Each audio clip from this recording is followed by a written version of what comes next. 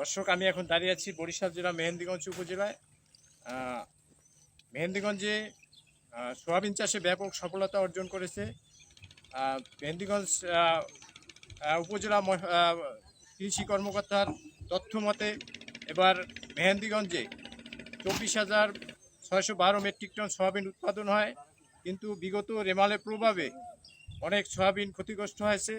হাওয়ায় মানে যে বন্যাটা না হইলে শুরু থেকে এই পর্যন্ত প্রায় 1000 মনের মধ্যে আমার পরিকল্পনা আমি কিনুম, কিন্তু বর্ষার কারণে 3 দিনে মাল আপনার ব্যস্ত পারি না, কিনতে পারি না, জমট হয়ে গেছে, যার কারণে মাল অতটা কিনতে পারি না। আচ্ছা, কিরকম সয়াবিনের ব্যবসাটা কিরকম? এরকম মনে করেন আমরা এই যে গ্রামের থেকে কিছু কিনি, এবার মনে করেন গাড়ি ভাড়া পুরো আছে, একাত্রিত সবাইটা করিয়া, যেমন আমাদের দেশের ডাইলের মান ভালো, খুব শুকনা মাল, এর জন্য বিভিন্ন দেশের দাম বেশি।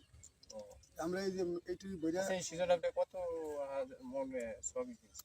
1000 খানে হয় নাই, কিছু কম আছে। 1000 মন? জি 1000 মন জি হয় নাই পুরো?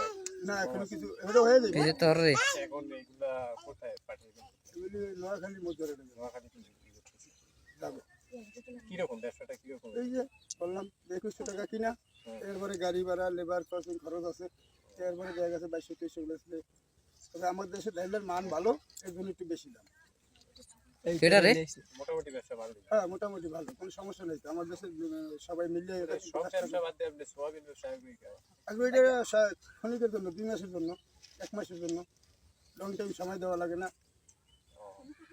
যেমন আমি গ্রামের তো কিনা মানুষজন লেগে কিনে একাত্রিত দেখা গেছে 2 লাখ টাকা লেগে গেলাম, 100 মন ডাইল কিনিয়া আবার একখানি করলাম, এরকম দেখা গেছে যে 10 দিন কিনলে 1000 মন হয়ে যায়। তো এই বন্যার জন্য 2 দিন বন্ধ ছিল, এর জন্য একটু কম হয়ে গেছে, টাকা পয়সা আটকে গেছে, তবে হয়ে যাবে।